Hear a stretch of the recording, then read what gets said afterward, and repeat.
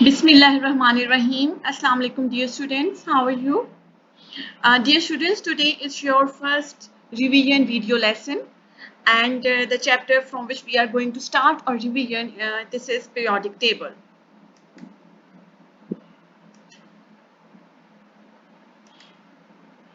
So the chapter that we are going to revise, and of course, not the whole chapter will be revised in this video lesson.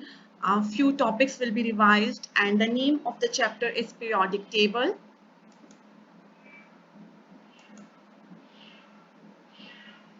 And we will study about the introduction of periodic table and the significance of groups in the periodic table. Dear students, you have studied this chapter in the class, and this is a revision video lesson just to revise some of the basic concepts of periodic table and the groups which are in the periodic table.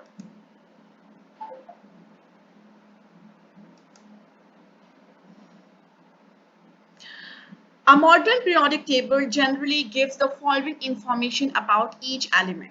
So all of you have periodic table with you, and the periodic table is also given on page number 251 and page number 253 of your book. And if you look at the periodic table, you will get some informations. You will get the name of the element. In every block, when you look at the periodic table, in every block the name of the element is written. Then you will know the atomic symbol of that element. The name is written, the atomic symbol is written, its proton number, which is also called atomic number, and the relative atomic mass of that element is also given in the periodic table. So these are some of the information that you get directly from the periodic table. This is the periodic table. You all are very much aware, and you have seen the periodic table, you have used the periodic table, you know how to see the proton number, which is also called atomic number, and the nucleon number. So this periodic table is not new for you. This is a table in which all the elements are placed in a systematic order.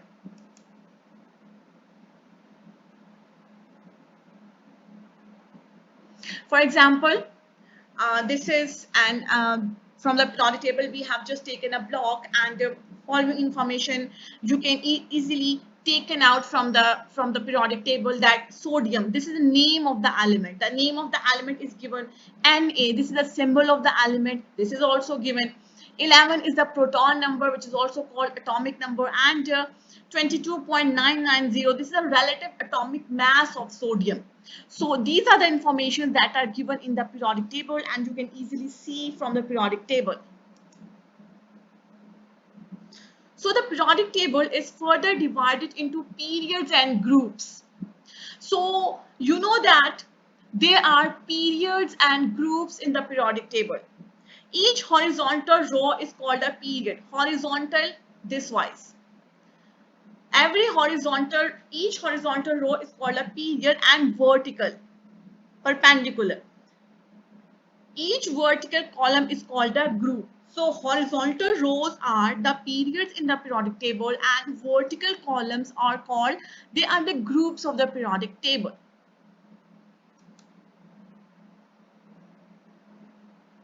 So this is a group: nitrogen, phosphorus, arsenic, antimony, bismuth. So this is the vertical column, and this is the group.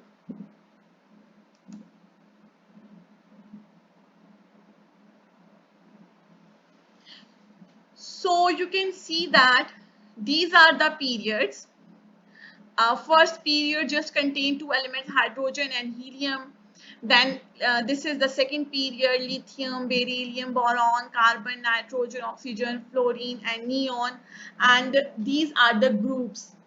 The vertical columns are called group. These are the groups. This is the first group, and it starts from lithium, sodium, potassium, rubidium, cesium, francium. This is the second group: beryllium, magnesium, calcium, strontium, barium, radium. So these are the vertical columns, and these are the groups, and the horizontal rows The horizontal rows are called periods.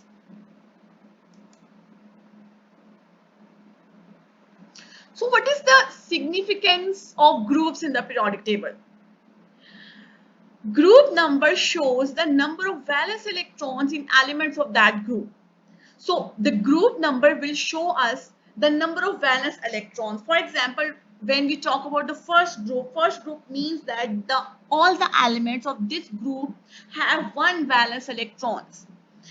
And similarly, when you talk about the second group, it means that all the elements of the second group have two valence electrons. So first very important information that is given by the periodic table is the group number, and group number shows the number of valence electrons in elements of that group. Every element of the same group have same number of valence electrons. As elements of the same group have same number of valence electrons, they have same electronic configuration and same chemical properties. Because dear students, you know that the chemical properties of the element depend upon the valence electrons. And because all the elements of the same group have the same number of valence electrons, so they also have the same chemical properties. Chemical properties means the properties that are related to chemical reactions, that how do an element will react with different elements, other elements. So these are the very important information that are given by the group number, and group number shows the number of valence electrons. All the elements of the same group have the same number of valence electrons, because chemical properties depend on valence electrons and they have the same valence electrons, so they have the same chemical properties.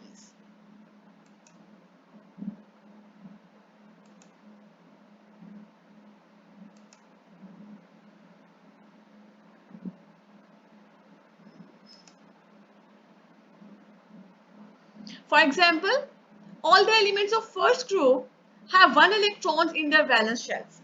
Now, as we had studied that all the elements, that the group number shows the valence electron. So when we talk about the first group, it means that they all have one electron in their valence shell.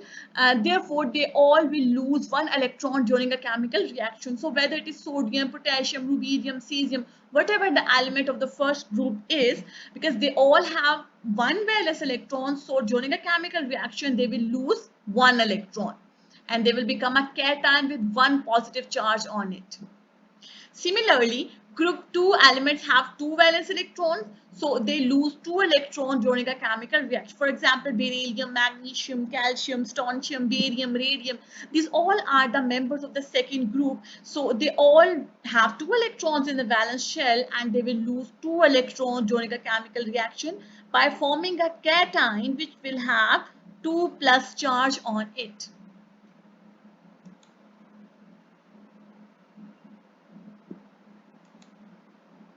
Dear students, you all have a periodic table with you, so please open it and see it carefully. Okay, you have studied that the horizontal rows, these are the horizontal rows. The horizontal rows in a periodic table are called periods, and the vertical columns are called groups. Today we will study about the periods. So you can see that there are 7 periods in a periodic table.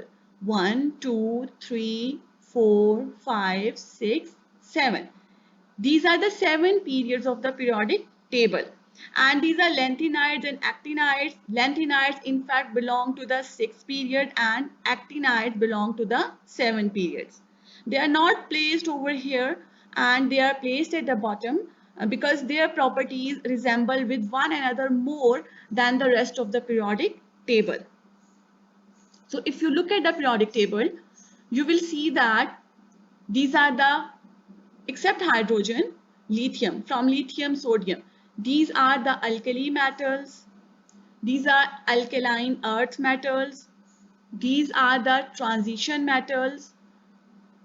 Then when we move from left to right, this is the left side, okay, and it has more metallic character.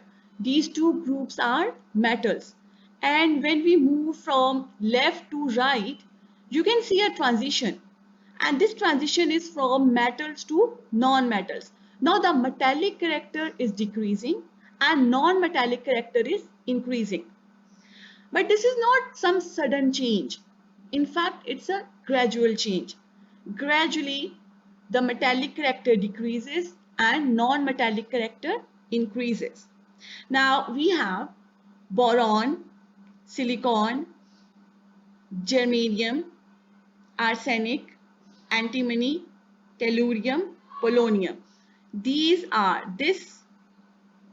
ladder shaped arrangement of elements. These are the semi-metals, and semi-metals means that they are in between the non-metals and metals, so they possess both the properties of metals and non-metals. So these are the semi-metals. Then here, carbon, nitrogen, phosphorus, oxygen, sulfur, these are all the blue color, the dark blue color, these are all non-metals. 7A group, halogens, they are also non-metals, and this is 0 group, noble gases. These are also non-metals. So we can see a gradual change from metallic to non-metallic character when we move from left to right in a periodic table. Now, what does the number of the periods tell us?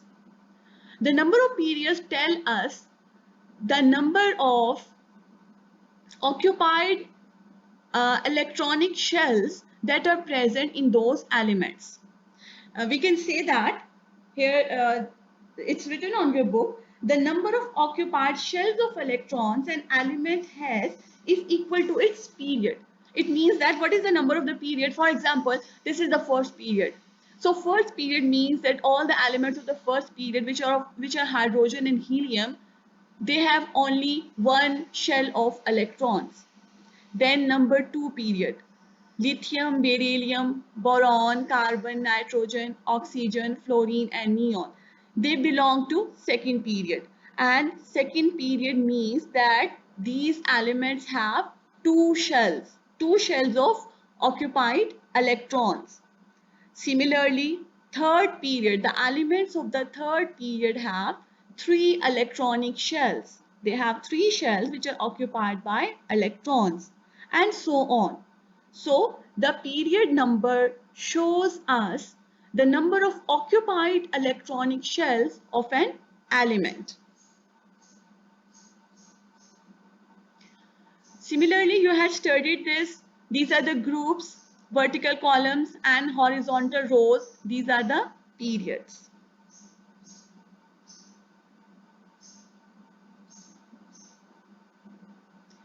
Patterns in the periodic table. We have seen the pattern of increasing atomic number and atomic weight as you go.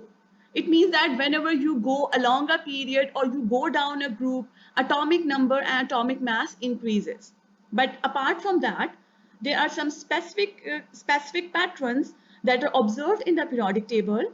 For example, periods, which are the horizontal rows. Periods indicates number of electron shells the atoms of an element have. Okay, number of shells. The period will show the number of shells of that particular element of that period. All elements in a period have the same number of electrons shell. Groups are the vertical rows, indicates the number of valence electrons in the outer shell of the atoms of an element. You had studied this in the previous topic of the groups, and you know that the group number shows the number of valence electrons in the elements of that particular group. All elements in a group have the same number of valence electrons. Yes, you all know that. Okay, again, here's a periodic table. Now, hydrogen is placed here, but in fact, hydrogen is not a member of first group because hydrogen has unique properties. Its properties doesn't resemble to any of the group of the periodic table, so it's placed separately. It's placed above the first group, above alkali metals, but in fact, it's not a member of the alkali metal. It's a non-metal. So first period, hydrogen and helium. These are the non-metals. And hydrogen doesn't have any space in the particular space in the periodic table because of its unique properties.